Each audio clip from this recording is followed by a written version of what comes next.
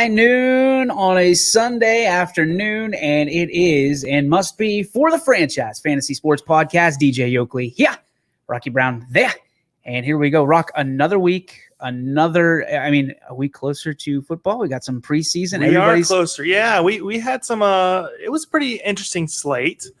Hit some money on DraftKings. Feeling pretty good. Little hundo, yeah. I think it was a $10 entry. Placed like 40th for 100. So it was nice. Now, this is something that I've always wondered because I'm not really there yet. I've been waiting for the sports betting to come down the pike, so to speak. When you win, you got a $10 entry, you get 100. Can you take that out? Like, is that real money, or is it just you take it out? You replay it in fantasy sports world? I keep it in there, and I keep doing whatever. Because there's a lot of time that I'll be at home. Mm-hmm. Maybe, wife will be tired. There'll be games coming up. And I'm like, a late slate. I'll do a couple dollar bet here and see what we can get, Yeah. I usually don't touch it. But yeah, you can take it out anytime. And it's directly connected to your checking account, whatever it is that you have hooked up. That's cool. That's good to know. And there's a lot of this stuff that we're going to find out during the season that is going to be like stuff that you have long since forgot about, because you've been in it for so long. I mean, we're talking years, Rob. Yeah, I've been doing it a little while. I think I've, one of the things, not to go off on a tangent, I guess I'm good at that lately. That's what we do. One of the things that I think is important, for DFS is to, if you want to be a DFS player, now not just like occasionally, is to check out some of the services that are available for DFS players. Like there's Roto Grinders. Okay, so you're going to have to dumb this down because some of us don't. Okay. DFS is? Daily Fantasy Sports. Okay. That's basically you're playing a slate of games. A slate is, let's say baseball today. Every game on Sunday can be a slate. There can be a slate that is the 1 o'clock games, a slate that is the 4 o'clock games, slate that's all day. And in those slates for DFS, you pick players for your team. So it's just like doing a season long, but you're doing it daily. And every player is assigned a certain amount of cash. You have a pool of money. You have to use that pool of money to take certain players. So that's kind of the gist of DFS. I know like there's FanDuel and DraftKings. There's a bunch of other smaller ones, but those are the two main. And each of them have different sets of scoring, so you have to be mindful of that. I do believe that there are some games that are different than just like pick your team. And like FanDuel, I think they have kickers available sometimes. Mm-hmm. DraftKings does not. That's just specifically talking football. There's different types of requirements for each like roster you set up. Right. For DraftKings, you have a quarterback, 2 running backs, 3 wide receivers, I think, tight end, a flex, and a defense. That's typically what you run with. But yeah, so if you want to get involved in that, joining a paid subscription, honestly, like a monthly subscription, is helpful because you see how people who have been doing this even longer than me, how they're thinking, right. what players they're targeting, what their thoughts are. There's one that I have recently joined that I really enjoy. It's called DFI. You can find them on Twitter, DFI Takeover. Okay. Now I think it's a little different than I think like Roto Grinders throws a ton of information at you. They have the their projections, different articles, and you can learn a lot. Yeah. And I think new players, that's probably the way you want to go. But with DFI, they kind of, for their slate yesterday, and that's who I used to hit. They broke down like the quarterback positions for every team that was playing, running back position for every team that was playing, wide receiver, tight end, across the board. And how that was beneficial was there are so many players that are showing out in camp right now. And you can follow every beat writer in the world, and you're still not going to get all the information that was on that page. They also have a must-have player that they're like, hey, put them in the lineup. Yeah. So, I thought that was really beneficial. They put the players out there. They differentiate between GPP and everything else, and they do have some very beneficial explanations of stuff. So, and I even learned, subscribing to them last year. I use them primarily for football. If I do have a service for baseball or basketball, I usually go Roto Grinders. Right. Maybe I'll give DFI another chance with that this year, but mainly I use them for football. And I mean, they're great. They, Smith Jr. for the Saints, he had a pretty good game yesterday. A touchdown, I think 80 some yards on the ground. And I ended up playing him. He was a suggestion, and that's really his 22 point whatever points he got me. Cashed it in. Oh yeah, that helped out a ton. Cashed it. All right. So for those who don't know, this show's been going on for a little over a month now. For the franchise fantasy sports, it's going to look a little bit different in week 1 of the NFL season. So it's going to go back to a little bit more of what we did years ago. Yeah. But people will be able to ask you specifically, hey, who should I start? Yeah. Who should I sit? Things of that nature. And I think that's important because you're the guru. You're the fantasy guru here in the Mahoning Valley, Western Pennsylvania, Northeast Ohio area. And we want you to be able to connect with the fans. So people, we're doing this at noon because naturally the games start at 1 o'clock or later, the majority of them.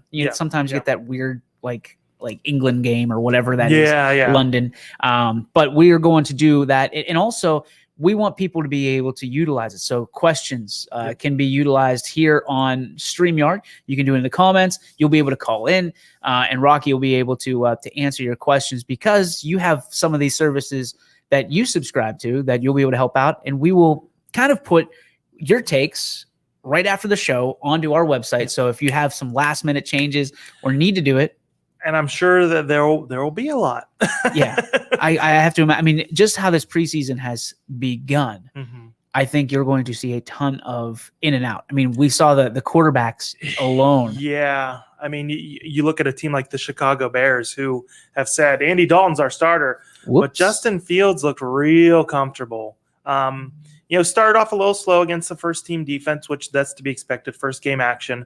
But one of the things he said after the game really stuck with me. He said it seemed slow. The game seemed slow. And I'm like, oh, geez, yeah. That might be a little dangerous. And, I mean, the Bears have some pieces. Yep. So in the right situation, I mean, he showed it on the ground. He showed it through the air. And that's one of the things you always want to target with quarterbacks. If a guy can do both, you're going to get extra points. It's not always who's the best quarterback that you're taking. It's who's going to get the most points. So from my fantasy perspective, my fantasy league's based on touchdowns and things of that nature. But it also is you're drafting a quarterback system. You're drafting the Jaguars quarterback or you're drafting the Steelers quarterback, whoever that is. Doesn't matter the name. Most fantasy leagues, you're drafting the quarterback right there. So from your perspective, let's go Bears, Packers, and 49ers. Are you taking QB1 that is right there on the depth chart right now? Or are you looking down the road and maybe taking both of them or one of the backups? For Dynasty, I think you'd have to consider taking both. But with, if you're just playing season, you're looking Aaron Rodgers. Yep. He's going to be there this year. He's the guy to go with. He might not be getting along with anybody, but he's got Randall Cobb now. He's happy, at least for the time being, until he goes somewhere else next year. Squeaky wheel got the grease. Yeah. And I mean, I don't know if I necessarily agree with what the Packers did. Yeah. If he's going to leave anyway next year, it seems like they're headed for a divorce. Why not get something now? Like okay, hey guys, who wants Aaron Rodgers? We'll develop love right now. I mean, I think that's a GM going, I don't want to lose my job. Do you think he gets traded at the beginning, like in the first, 8 weeks of the season? No, I don't think he will. Because they are heavy on Love right now. Yeah. And heavy. I mean, Love looked decent. And that's saying something considering he was thrown to Devin Funchess, who hasn't been relevant in the NFL since he was drafted. Yeah, I mean, really, like that's not a guy that is going to get a ton of time this year. And he looked decent, and that's a good sign. It seemed like he was hesitating a little bit to throw deep, which that always concerns me because you're in the preseason and you're afraid to throw deep. What are you going to be in the regular season? Yep. So when it counts. Yeah. So I'm a little more hesitant maybe after the first game, but I mean, he'll warm up. You want to see game 3, even next week, game 2 and game 3, they're the big weeks that you kind of see where a guy is as far as young guys are concerned. Cause that last week, most of the time it's people that aren't going to sniff the field that much. Yep. barring any injuries. So, all right, so that's the Packers. Talk to me about the Jaguars. You have Trevor Lawrence that's listed as QB2 on the depth chart right now because Urban says he hasn't earned the spot to this point. Are you buying into that? Should we be looking at a Gardner Minshew at this point over Trevor Lawrence? I mean, so even if, you're only taking Gardner Minshew if you're in like a 16-team league that requires 2 quarterbacks. Yeah. Even if he does start the season, he's not long for the position. Right. I think it's probably coach speak. He's probably seeing what he can get out of his rookie, trying to see if he's fired up, which, don't get concerned yet, but that's always a concerning line. Like, he's trying to motivate his quarterback. We had a problem with that in New York with Vernon Golston. He's not a quarterback, but, if you watched Hard Knocks when Ryan was on there, he was having guys start fights with Golston to see some fire from him. Never panned out. The guy just I don't know what he ended his career with, but maybe like 3 sacks or something. Yeah, it's ridiculous. So you're not buying into the sunshine law, so to speak, as Trevor Lawrence being the backup quarterback to start the year with Jacksonville. I don't think he will. I do think after watching a little bit of the game yesterday that Robinson is going to be running back 1 there. Etienne, I said it right. Yeah, boy. He's probably going to be used in multiple different ways. 3rd down back. You said that from the jump, though. Yeah. And I do like him more than Robinson, but I was hoping he would kind of steal that job. I think they're just going to play status quo. Unless he goes off, there's no way really for those guys to jump if there's not a battle going on in camp. So I don't think he'll be able to hop them at least early. So. All right, so that's the Jaguars. The Bears, you said you like Fields. He looked comfortable. Yeah. Things look slow for him. Do you think you take a Justin Fields over an Andy Dalton, or do you take Andy Dalton? Was it the Red Rocket? What is his nickname? The Red Rocket, yeah, Andy Dalton, Red Rocket. Now he's got the mustache and the visor. No. There was a big thing like, are you ready for visor Andy Dalton? Oh, yeah. Oh, boy. So, yeah, he looks like something else. It's hard for me to have an unbiased opinion on Justin Fields because being a Buckeyes fan. So, it's hard to step outside of that. I like him better than Andy Dalton. I think anyone should like him better than Andy Dalton. But the Bears coaching staff brought Dalton in for a reason. Yep. If Fields outperforms him game 2, game 3, according to the coaching staff, it can't be to us. It doesn't matter if we think he outperformed him. But if the coaching staff, he does that game 2 and game 3, he could steal the starting job. Wow. He really could, I think. So, gun to your head, you're in your fantasy draft. This is the one for the big money. Are you taking Dalton? You taking Fields? Roll the dice on Fields. They're secondary quarterbacks you're taking. If you are taking Fields or Dalton as your QB1, you have screwed up your draft. You're in trouble. I don't know how to help you. You better have some great running backs. Yeah, or some friends that you can trade and be like, hey, please send me somebody. All right, so this is the one I'm most interested in. This is the one that I'm intrigued about, that I think a lot of people are. San Francisco, they've got a QB issue right now because they don't have one quarterback. They've got 2 legit quarterbacks on their hands. One of them, you don't necessarily have to trade them, but one of them's not going to like the situation they're in, and they are in love right now with Trey Lance. They are, and he had that 80-yard bomb to Sherfield yesterday. He didn't throw it 80 yards. Yeah, there was some running involved, but it was a good deep throw. But, they say Garoppolo's the unquestioned starter. He went 3 for 3. But he also went 3 for 3 in the playoffs or something a couple of years ago. Right. Can you justify having a guy that you don't trust throwing the football? No, you can't. And you can't justify sitting a guy you took that high. Like Lance was, top 5, right? Top 5 pick. And was he 2? Yeah. No, 3? Wilson was 2. Okay. He might have been 3. So, I think you almost have to go with him. But I didn't get to watch much of the game. I'm a stat watcher a lot of the time, so I didn't break down the film or anything. But there was a lot of incomplete passes. Now, is that his fault? Is the receiver's fault? I don't know. I'll have to maybe take a look and see some of his throws. But if you look at his stat line, not super accurate. That's what I would take from it. He's another one that he's going to have to show 2 and 3 that he's actually better than Garoppolo. If I had to put a number on it, I think it's less than 50% chance that he takes that job. Right. Probably less than 35, this early on. Went to a smaller school. North Dakota State. Yeah. And they Do said you the same thing think about Jimmy Flacco, but loses the job halfway through the season or before? it'll depend on how the Niners are doing. I like the Niners. I think they got a good coaching staff. I think they can win with Jimmy Garoppolo. Right.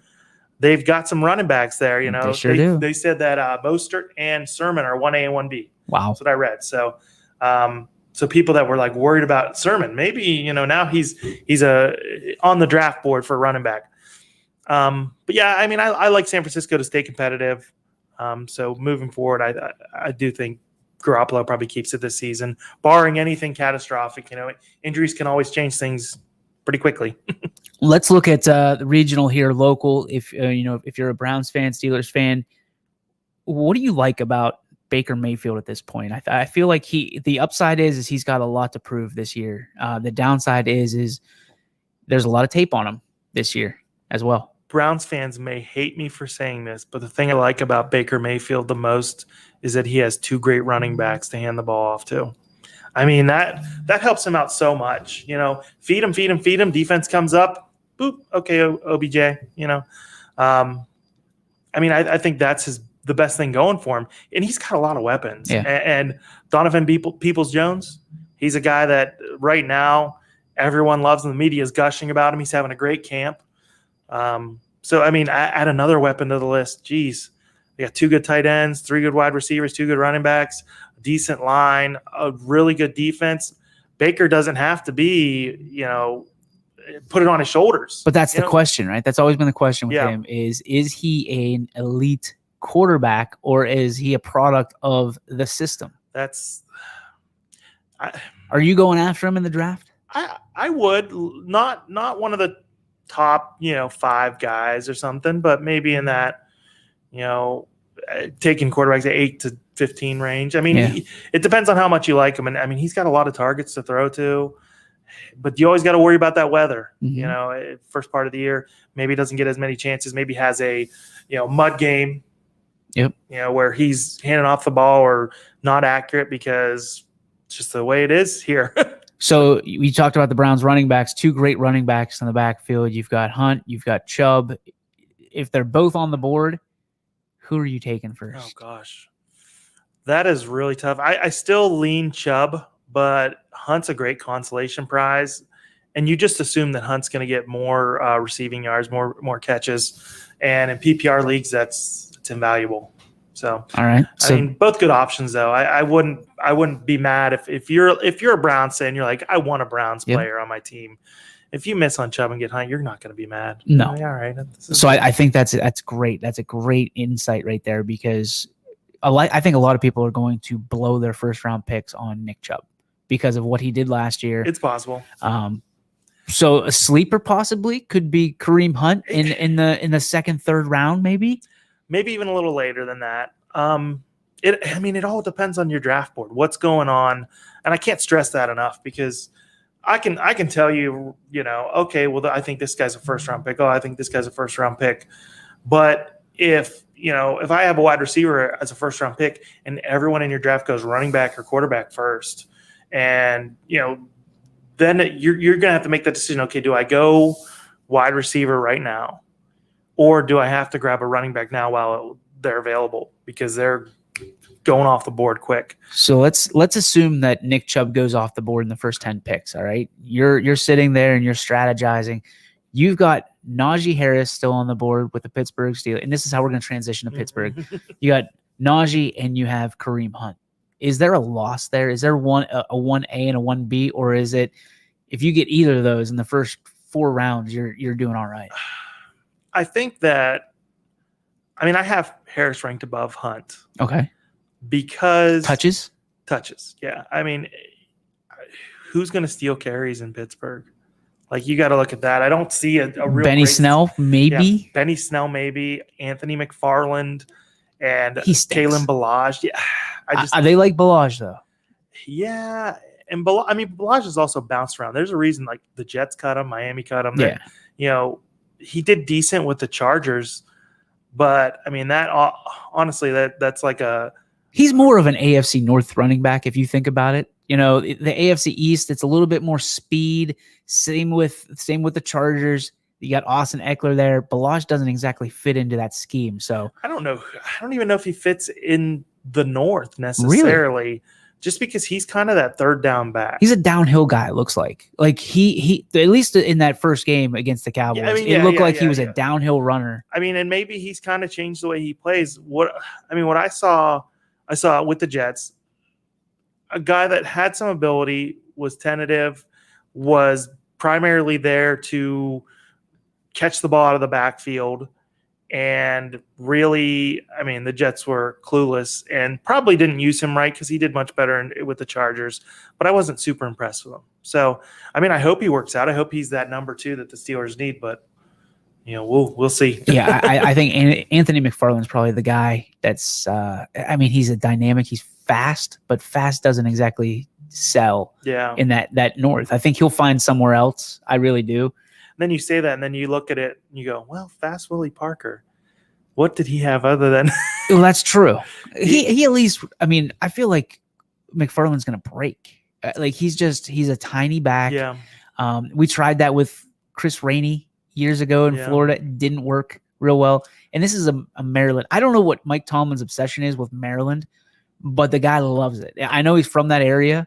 And I think he probably looked at pedigree too. And wasn't Tomlin a Tampa Bay coach at one time? He was. Booger McFarland, longtime Tampa Bay player.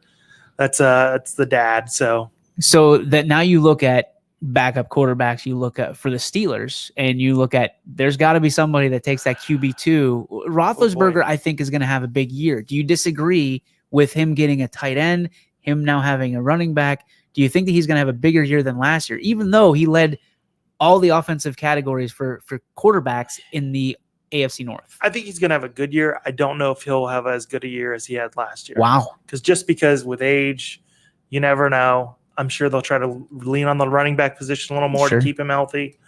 So I'm not 100% on him having a better year, but I think he'll have a good year. I believe in him. I think I probably have him ranked behind Baker at this point. Okay. But and I'm, he's a guy that he's one of those quarterbacks that, okay, I missed on all the quarterbacks. I need a quarterback. I got Roethlisberger. Tried and true. Yeah. You're just going to have to watch the interceptions. Yeah. You'll get, he's going to chuck the ball. With Canada there now in the offensive coordinator position, they might change it up a little bit, but I'm not concerned. I think Ben Roethlisberger is going to be there when it counts. Yeah. What I'm interested in is your take on QB2 situation, because with injury, being that Ben is a little bit up there in age at 39 years old, you sit there and you wonder, he's one good hit away from the guy that's holding the playbook getting in. Yeah. Do you like Mason Rudolph, or do you like the upside of Dwayne Haskins? Wouldn't it be a typical Steelers thing to do if Dobbs was QB2? Oh gosh. I'm not saying, I'm just saying. He did well. He did well in that first game, and probably out of everybody looked the best. He knows the system. He does, and he's smart. He's like a rocket scientist or something. Yeah, it wouldn't surprise me if it was Rudolph or Haskins that was cut. I'd probably lean towards Haskins getting cut. Really? Yeah, just because it seems like trouble's following him. Really? Yeah, he had something else pop up not too long ago, and it wasn't his fault, but it was a domestic issue. Oh, his wife punched him in the mouth? Yeah. So, it's just like, even if it's not his fault, it's like, why do these things keep following you, man? Yeah. Like, can we just have peace? And you don't want your quarterback to constantly be in the news over dumb stuff. Yeah. So that never happens in Pittsburgh. Yeah, right. Yeah. Well, at least it worked out for them there. But it's just it gets old. It does for teams. I feel like he's having fun, and I think that from my perspective, there's more upside than Mason Rudolph. Like, I think there is too. You know what you're getting. Like, he's a true number 1 first rounder. You know what I mean? Yeah, there was. Historically, unfortunately, Ohio State quarterbacks haven't worked out great. But I think he can be the. I don't want to say he's the guy that breaks the mold there, but let's face it. Like, quarterbacks from Ohio State don't have a whole lot of opportunity in the NFL. Yeah, but I think you're gonna see that with Fields. Fields is going to break that mold, and Haskins might be the guy that goes, listen, maybe I'm not the guy that necessarily breaks it, but they're looking at Justin Fields over here. Maybe I can sneak in. And listen, Washington just wasn't good. And they're going to say, well, he had McLaren or what? Like, McLaren, and I mean, there was a few Buckeyes there, so that was kind of concerning that it didn't work out, and he was so unhappy. Yeah. They took Young last year too, so that worries me a little bit. The whole Washington situation worries me.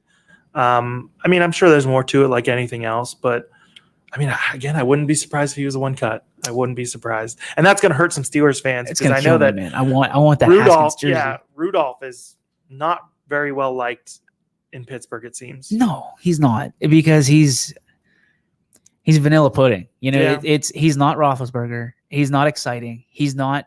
He doesn't he doesn't have a great arm. Yeah. That everybody talked about him, and now it's starting to come out that these GMs that had him as a first round talent. Maybe not. Maybe third where we actually got him. Yeah. I mean, there's so much just craziness always surrounding the draft. Yeah. Like, he was a guy that's named. It was floated out in the first round so much. New England, they like playing mind games. I know he was connected to them a lot. But, I mean, the Kuipers and the McShays of the world also get crushes on these guys, and they start gushing over them. Crushes, yep. Yeah, look at Kuiper when Jimmy Clausen came out, and he said, give me 8 years. He's going to be a good NFL quarterback. Yep. And, McShay was like, oh, we only need 3 to find out. And he's like, I'll retire if he's not a good quarterback in 8 years. He didn't last 8 years in the league. No. So, I mean, he's at the Piggly Wiggly bagging groceries. Yeah. That's a part of the problem. I think the analysts the ESPNs of the world, they have to be so strong in their convictions on things for views and hits and everything else. It's like, hot takes. This guy's the greatest person in the world. And, you can't be like that. They take one game and it's turned into this giant thing. So here's an interesting one that we'll end our fantasy topics on for the day, because we got about 2 minutes left. Defenses, right? Defenses are always, I think, where you can make a big hit in the draft or you become average. You look at the Browns defense, which is stacked up. That's what they hung their hat on last year. You look at the Steelers defense, which is now completely ramped up with, you got Melvin Ingram, now not Reggie Bush, Devin Bush comes back. Joe Schobert. Now you got the big show coming into Pittsburgh to bolster that inside linebacker position. Which do you take in that? Or is it, again, another 1A, 1B? I mean, so with fantasy defenses, you're looking, sacks, interceptions, touchdowns. So I give the edge to Cleveland over Pittsburgh if I'm drafting. Okay. Because I feel like I like the secondary to Cleveland a little more than Pittsburgh. Which is fair. Yeah. I think the Steelers might even get more sacks than the Browns, like as a team. But those interceptions are huge. So, and I think you see more returns, and this might just be my guess, but more returns from an interception for a touchdown than, a fumble. So you kind of got to give that edge. Okay, maybe the Browns get 2 touchdowns and the Steelers get 0, or they get a couple safeties. Those points that you get for touchdowns are going to be huge. And a lot of times your defense is hooked in with your special teams as well. Yeah. So yeah, you got to check out punt returners. There's not really that huge guy that you like, the Devin Hester of the league or Dante Hall, that I'm like, oh man, you got to get this defense because you could get 3 or 4 touchdowns this year. I'm sure they'll emerge as the season goes on, but there's really not that guy that sticks out to me that I'm like, oh, this is the guy. Is this the year that we see Pittsburgh and Cleveland at the top of the defenses charts when you're selecting? I think it is. I think so. Yeah, I mean, I think people are still taking the Bucs right now pretty high, probably the first defense off the board. Everybody, yeah. But yeah, I like the AFC North defenses more because, again, you could get 3 or 4 games in the muck. Yep. Awesome. I love that because, okay, 3 fumble recoveries, perfect. Those December football. Points. Yeah, I mean, December football. There's nothing like the AFC North. Yeah, so you're loving that when that happens. All right, that concludes the fantasy portion of the show. Rock, what is your one thing this week? So I'll go back to what we talked about earlier. Check out DFI Takeover on Twitter. They do have subscription based for NFL, MLB, NASCAR, everything, or you can get the whole package for another price. They have 2 tiers. One that is just like a read only. That's mine. I like just reading. And there's one that you can actually ask questions and participate. They also have a Discord where you can pop in and talk about the games as they're going on, which is, fun for some people.